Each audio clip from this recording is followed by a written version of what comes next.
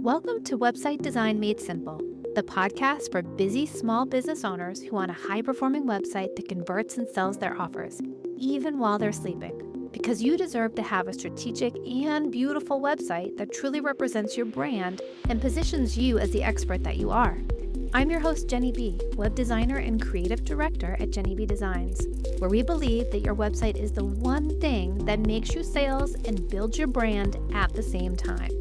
Ready to say goodbye to a website that you're embarrassed to share? And hello to a money-making, personality-packed powerhouse? Let's head into today's episode. Today we're talking about a question that probably many business owners wonder. Is your blog actually working for you? You've been putting in so much time and so many resources into creating this content, creating these blog posts, hitting that publish button, week after week. But the question is, are you really seeing results? And if you are sitting there and nodding along and thinking, yeah, I have no idea. Am I? Well, then today's episode is for you. Before we get into the episode, I just wanted to do a quick introduction. If you are new here to my world, my name is Jenny B. I own Jenny B Designs. We are a brand and web design studio. And I like helping small business owners like yourself design a beautiful and strategic website that truly attracts your ideal clients, works for you around the clock, and makes you money. That is my passion, and that is what I love doing. And today's episode came to me because I have been thinking about this question a lot, actually, as it pertains to my blog.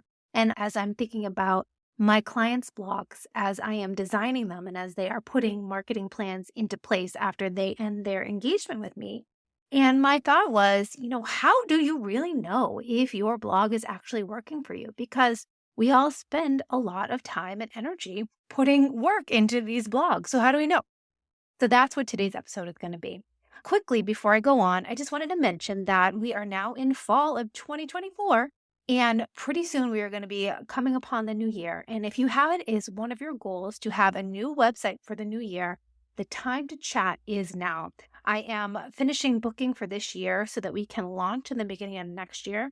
So if a new website design has been on your mind, then I encourage you to send me an email. The link is below, and reach out and we can have a chat.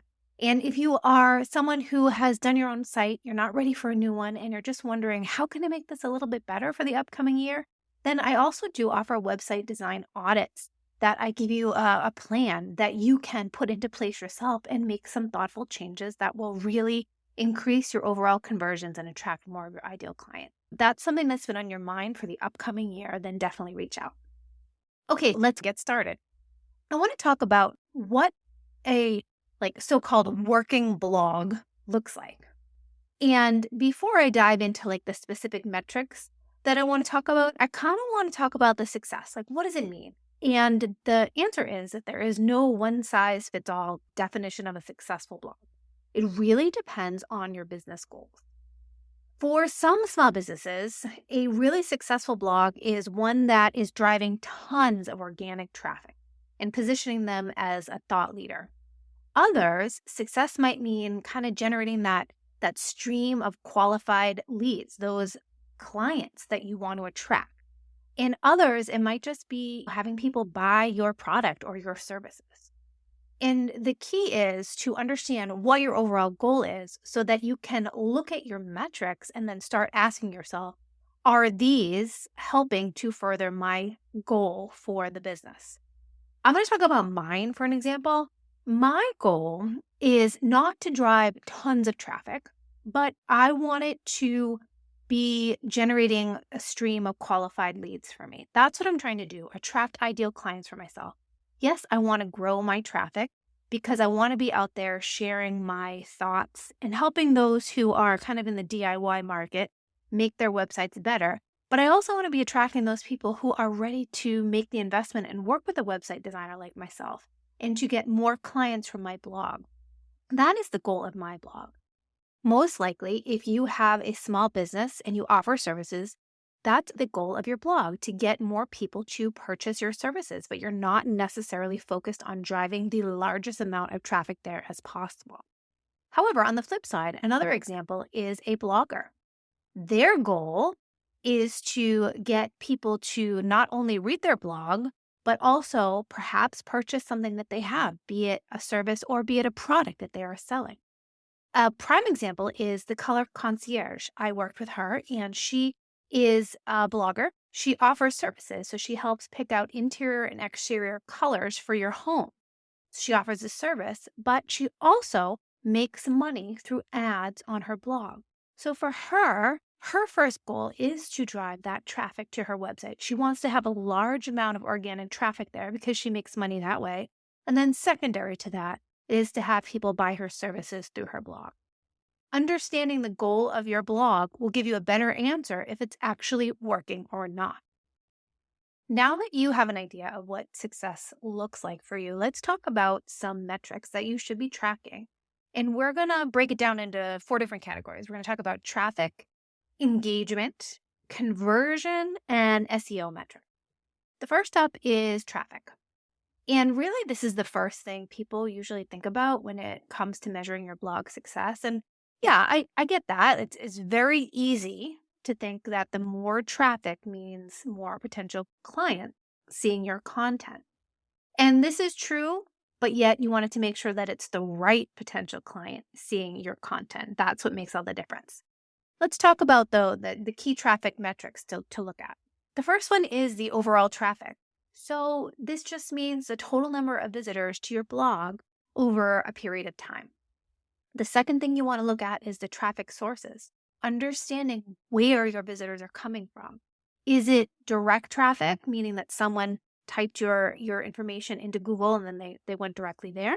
Or are they finding you through search engine? Are they looking for keywords? Is it social media? Or is it a referral from some other website? That's the second thing you want to look at. The third thing that you want to look at is new versus returning visitors. Are you attracting new viewers? Or are you building that loyal audience that just keeps coming back? This can really kind of give you that broad overview of your blog's actual reach, and it can help identify which channels are most effective at driving traffic to your content, be it search engine, social media, referrals, or direct. That one is like really key. And I'm going to stress that because I find that we spend a lot of time on places that are not necessarily getting us results. It's really important to understand, where is this traffic coming from? Just an example of this, the social media. You're looking at your traffic sources and you click social media, and I finally come to terms with that stuff. I love Instagram. It is so beautiful and pretty to me. And I just really enjoyed being there. But I'm going to be honest, I don't get traffic from Instagram. No one comes to me from there. That is not a good place for where I should be spending time. When I look at my traffic sources, I see a lot is coming from Pinterest and most recently from Threads. And so I know that instead of spending time over on Instagram, as much as I love it, that my time is better spent on those 2 platforms. In this kind of that social media bucket that we all stress about, look at your traffic sources and find out, where are people coming? And you can make a more informed decision on where you want to spend your time. So that is the traffic metrics.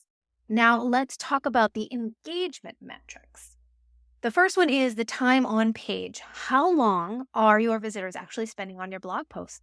This can indicate, are they liking the content that you have or are they not? And when you're looking at this information, if you're seeing that someone is spending a minute plus reading your blog post, then this is a really good topic. People are really liking it. And if they're only spending a few seconds, that means they're probably coming over and they're not that engaged and they're leaving. And you can kind of make changes from there. The second is your bounce rate. This is the rate of when someone comes over to your site and then just immediately leaves. And sometimes this happens if someone's finding you through search. They come over to your page and they immediately know this isn't the right place for me and they bounce. It's okay for a little bit, but you want to not have this be super high. You want to make sure that everything is in alignment so that you don't have a higher bounce rate. And then the third one is pages per session. This means how many pages are people going through your site during a single visit. And this goes back to when I talk about in the web design, leaving no dead ends. Every single page of your website should be linking to another page on your website. That's the way to keep people engaged. They get to your blog, they read your blog post. Maybe in the blog post, you say, you might also like this blog post, and you link to that. And then they're going to click through and go to the next blog post. And you make this spider web of your content. You really want to see if you can get pages per session to be as high as possible. The third metric is the conversion metrics. And this is kind of where you start to see if things are actually working or not. This is where you turn those readers into potential clients and people that you can nurture. The first thing you want to look at is your click-through rates on your calls to action. Are the visitors on your blog actually clicking on your calls to action to learn more about your products or services? So this means, are they booking a call? Or if you have a lead magnet, an irresistible freebie, as I like to call it, those opt-ins, are your blog visitors signing up? Are they signing up for your newsletter? Are they downloading, your ebook? Are they signing up for your quiz? Like I have a website personality quiz on mine. Are those blog visitors actually taking the action that will turn them into people that will become part of your community so that you can nurture them and potentially work with them in the future? This is where it all comes down to those conversion metrics. And how do you figure those out? You can look at the number of people who are actually visiting your blog and then see how many people are actually clicking on those calls to action. And then you can find out a quick percentage of what is your click-through rate and just track that. The more traffic that you have, are you getting more people clicking on your calls to action? This conversion metric is really important. And it kind of goes back to that traffic metric that I talked about earlier. More isn't necessarily better. The final metric that you want to look at is your search engine optimization metrics. And this kind of just tells you how well your blog is doing in search engines. This is something that you work on. It takes a long-term commitment, but it has immense returns. Things that you might want to look at if you are working on your search engine optimization. Your keyword rankings. Where are your blog posts showing up in search results?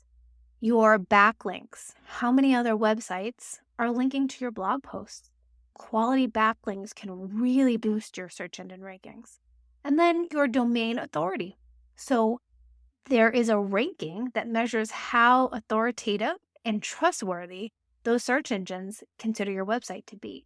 Those are 3 things you can look at when it comes to search engine metrics. Now we know the 4 different metrics to look at. Let's talk about the tools that you can use for these metrics. The first one is probably we talk about the most, Google Analytics, GA4. This is what most people use. It's free and it provides so much information about your traffic, your user behavior, and your conversion. And it's pretty easy to set up. All you need to do is have a tracking code.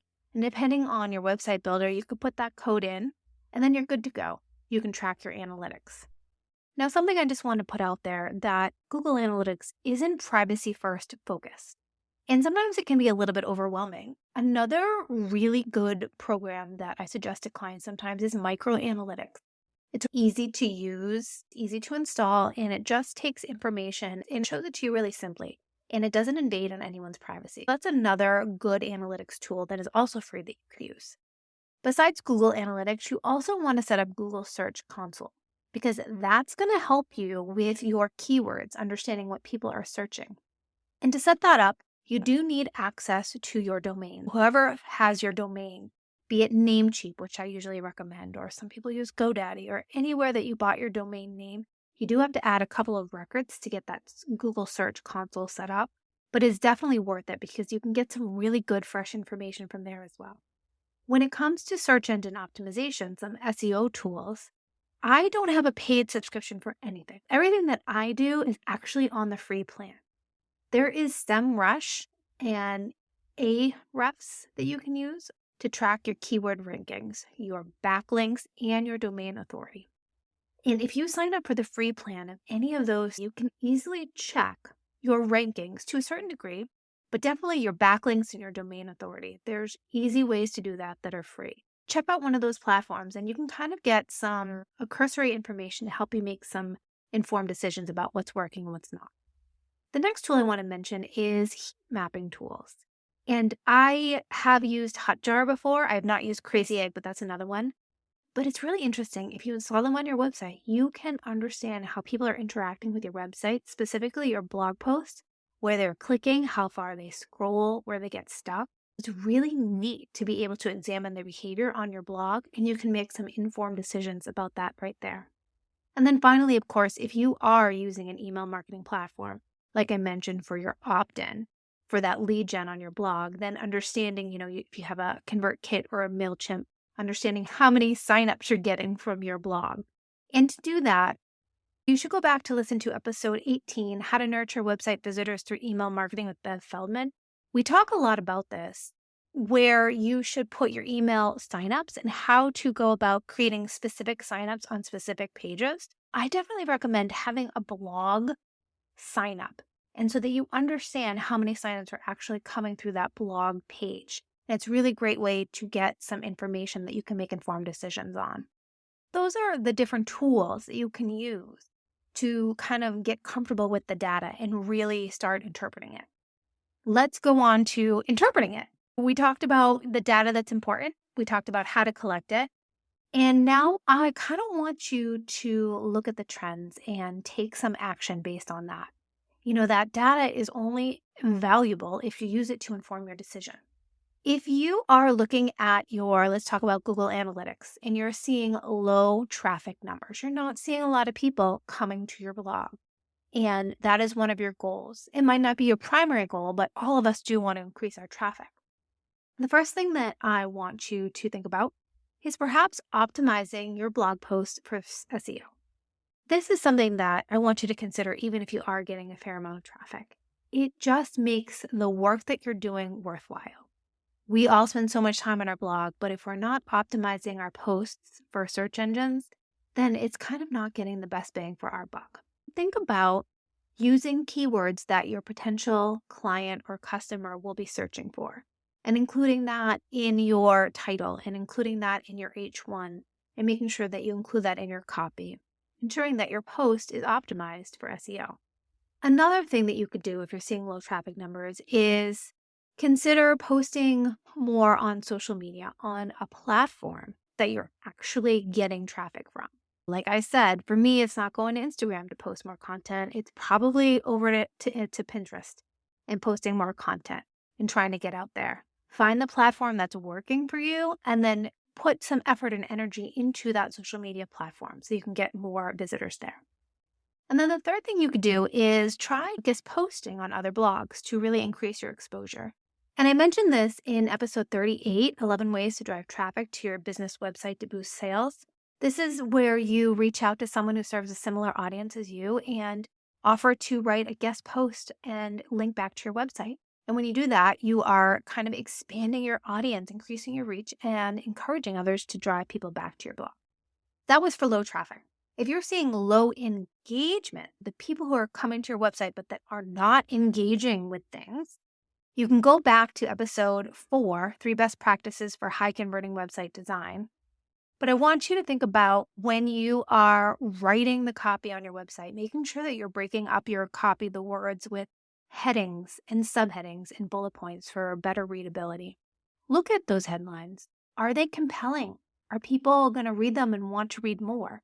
And remember, people sometimes are busy and they skim a website. Look at your headlines. Do they make sense if someone just reads those? And then think about, as it comes to your blog, experiment with different content formats. Can you add a video to a blog post or a graphic, an infographic, more pictures? What can you do to encourage people to actually stay longer on your website? You want them to go on to the next page. Consider adding a blog post that is related to the one that they're reading. And just put it in the copy and say, you might also enjoy, and link to another blog post that's similar to that. You're creating that spider web so that people stay on your website for a longer amount of time. And then finally, if your conversion rates are low, people aren't taking action. Remember, the whole goal of your website is to have someone take action. Then look at your calls to action. Are they clear? Are they compelling? Look at your buttons. Like, what do they say? Are they encouraging people to take that action? Do they say book a call? Do they say get in touch? Or let's make a difference? What do you want them to say? Have a little fun with it. Switch them up. When you create something, it's not there forever.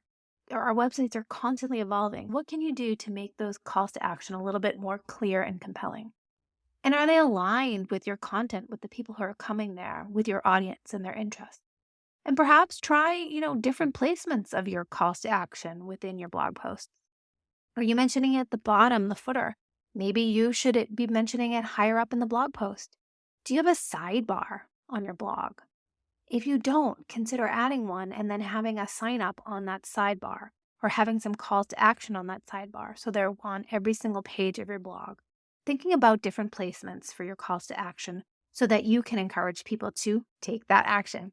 And then finally, for SEO metrics, if you're not doing well in that department, then think about creating more high quality content. This goes back to the first one, doing some keyword research on topics that are relevant to your audience. Build a strategy. How can you earn more backlinks? Are you going to do guest posting, or are you going to get on some different industry websites and list it on different boards and things like that? What are you going to do? Put a plan in place for helping with your SEO metrics. And remember, one change at a time. Every little bit helps. And just having that data, looking at it, you can understand what's working and what isn't, and then focus on what isn't. And, don't be afraid to pivot if the data suggests that your current strategy isn't working. As long as you've given your current strategy a fair amount of time, I will say that. It does take time to see results, but if you've been putting a lot of time and effort into something, I would say for, 3 to 6 months and it's not working, then don't be afraid to pivot. Okay, so there you have it. Let's just kind of wrap up what we talked about today. I want you to first define what success looks like for your blog based on your business goals. And then you're going to track the analytics and mix of the traffic, the engagement, the conversion, and the SEO metrics. You can use a bunch of different tools like Google Analytics that we mentioned, your email marketing carrier. And then you're going to look at that data and then look for those trends and take action on what you found out and make those improvements. And I suggest, if you do this now, go back and look at it in a few months and see what's going on at that point in time. Have you made progress? Is what you're doing working? Or do you have to make some changes and pivot that way? Here's one call to action that I want you to take away today. If you haven't already set up Google Analytics or maybe micro analytics on your website for your blog today, then go get that set up because you want that to be tracking. You can't make changes if you don't have the data to make informed decisions. Take a few minutes, doesn't take too long. If you're confused, you need help, shoot me an email. I'm happy to point you in the right direction. But get the Google Analytics set up today so that you can start getting the data, so that you can start understanding if your blog is actually working or not for you. And there you have it. That is today's episode. I hope that has given you some clarity and understanding if your blog is working or not. And I thank you so much for listening. If you haven't already, I would really appreciate it if you would take a second to leave me a review. It helps others find this podcast and so that I can share this information about small business websites and how to make them actually perform better for you so that you can attract more ideal clients and make more money with your website. I'll see you next time. And that wraps up another episode of Website Design Made Simple. I hope you found the insights shared in this episode valuable and takes you one step closer to creating a website that attracts more of your ideal clients and builds your brand. If you enjoyed this episode, please take a minute to leave a review on Apple Podcasts or a rating on Spotify. Your review will help us reach more small business owners like you who are ready to make more money with their website. Thank you so much for listening, and I'll see you in the next episode.